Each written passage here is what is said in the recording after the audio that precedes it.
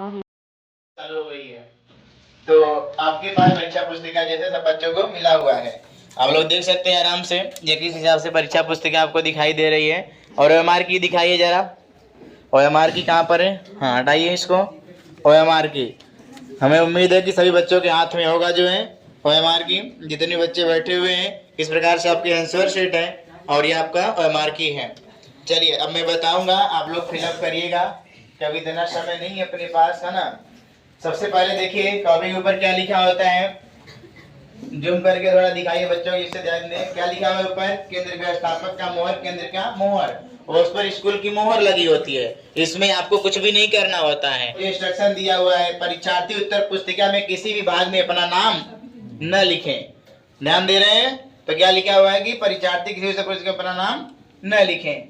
फिर आगे जो इसमें दिया हुआ है कि केंद्र अध्यक्ष एवं कक्ष निरीक्षक ठीक उत्तर पुस्तिका में पृष्ठ भाग के निर्देशों को ध्यान पूर्वक पढ़ें और सावधानी से उसका पालन करें। और फिर दे रहे हैं कि निम्नांकित में जो भी है ना, क्रमांक 1 से लेकर 6 तक परीक्षार्थी स्वयं करें। इस उत्तर पुस्तिका का प्रयोग करने से पहले परीक्षार्थी ये भी देख लें कि यह वर्ष है ना, परिचित जिस वर्ष में परीक्षा दे रहा है। उत्तर पुस्तिका पर आपका ईयर लिखा रहता है।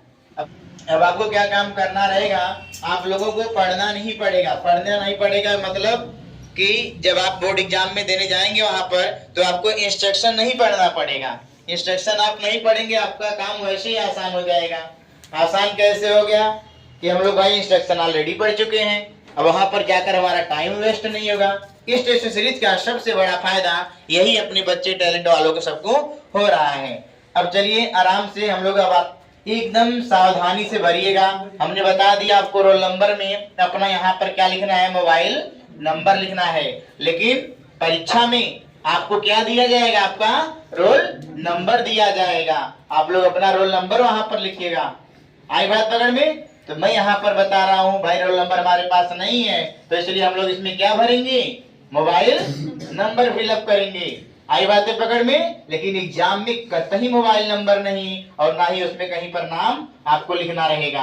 क्लियर है? तो चलिए फिलअप करिएगा। सबसे पहले क्या लिखा हुआ है, परीक्षार्थी का अनुक्रमांक अंकों में। तो लिखिए मोबाइल नंबर आप लोग अपना। एक ज्यादा दे रहा है परीक्षार्थी का अनुक्रमांक शब्दों में। अब जैसे आपने लिखा होगा मोबाइल नंबर कुछ भी, जैसे मान लीजिए बच्चा लिख रहा है ना 97, यहाँ पर लिखा तो 9 7 फिर 9 फिर 4 3 1 8 0 5 2, इस प्रकार से बच्चा लिख रहा है। तो आप लोग इसका जो रोल नंबर रहेगा वही अंकों में लिखेंगे और उसी को आपको हिंदी में ऐसे लिखना रहेगा। ये नहीं आप लाख हजार ये सब चीजों को आप लोग कतई मत यूज करिएगा। एकदम आराम से एकदम सुंदर अक्षरों में कॉपी को आराम से भरिए। मेन इंपॉर्टेंट आपका यही होता है कि कॉपी को हम कैसे भरेंगे, और यहीं पर मैक्सिमम बच्चे जो है गलतियां कर देते हैं। ये गलती किसी बच्चे से नहीं होनी चाहिए।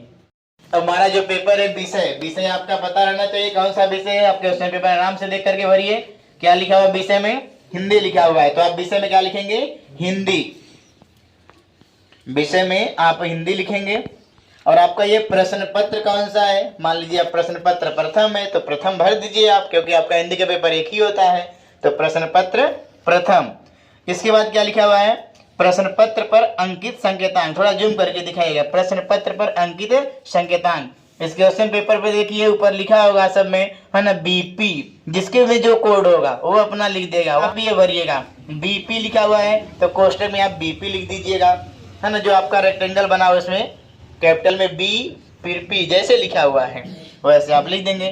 फिर आगे परीक्षा का, अब देखिए परीक्षा का दिन। अब यहाँ पर इस बच्चे ने मान लीजिए गलती कर दिया, तो परीक्षा का दिन, है ना, परीक्षा तिथि होती है डेट, है ना। परीक्षा का दिन जो होता है वो आपका क्या होता है, हाँ वो कौन सा दिन, इसको हम काट दें हमारा ये कट जाएगा, कोई नहीं, आप आराम से कोष्टक में उसमें लिख दीजिए सोमवार। ऐसी गलतियों से आप डरिए मत, है ना। कोशिश करिए आपसे गलती ना हो, दिमाग में, है ना, डर ना बैठेगा मैंने गलती लिख दिया था, मेरा गलत हो गया, मेरा क्या होगा।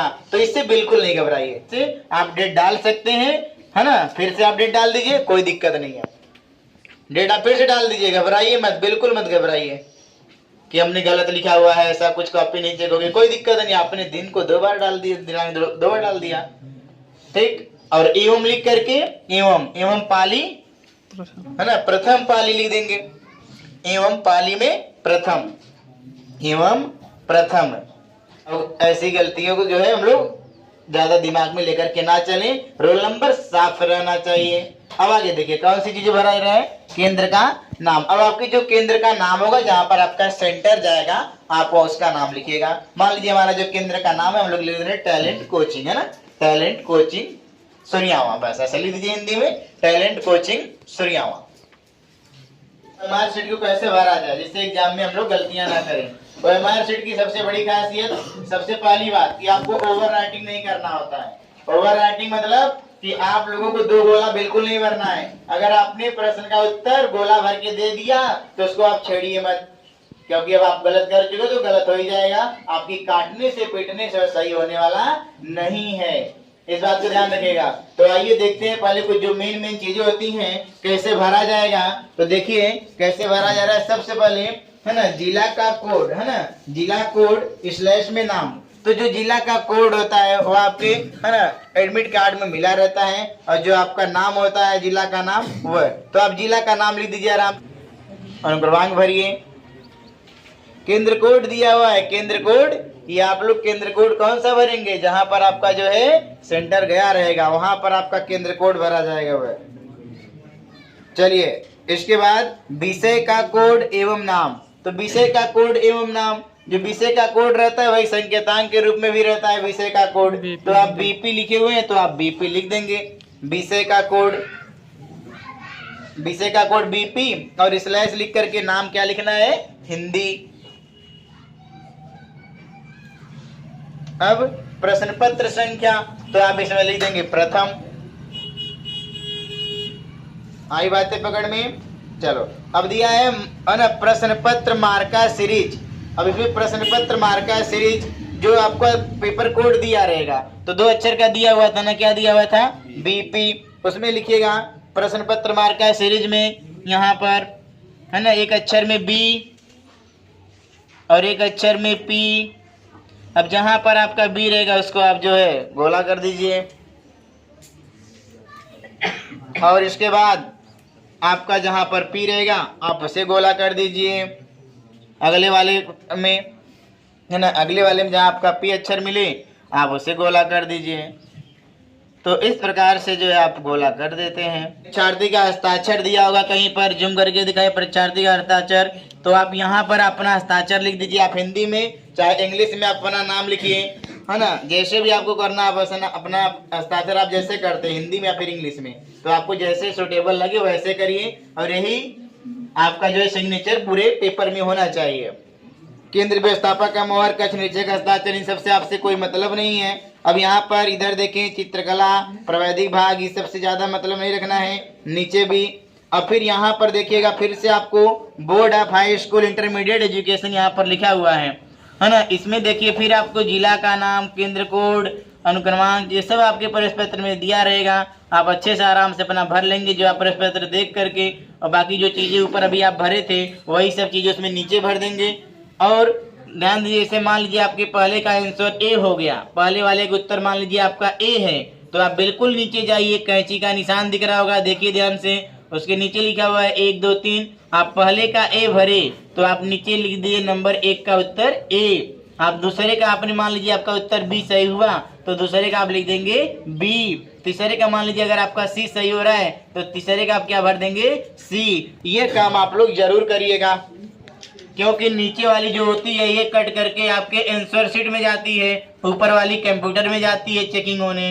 तो इस बात को सभी लोग अच्छे से ध्यान से करिएगा, ध्यान से इसको भरिएगा। चलिए इस प्रकार से आप लोग अपना काम कीजिए।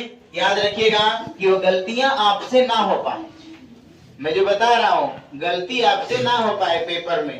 ठीक, सर गलती हो गई मेरे से, मेरा कॉपी नहीं चेक होगा, नहीं, ये सब दिमाग में मत रखो। कॉपी आपकी चेक होगी, रोल नंबर आपकी देखी जाती है।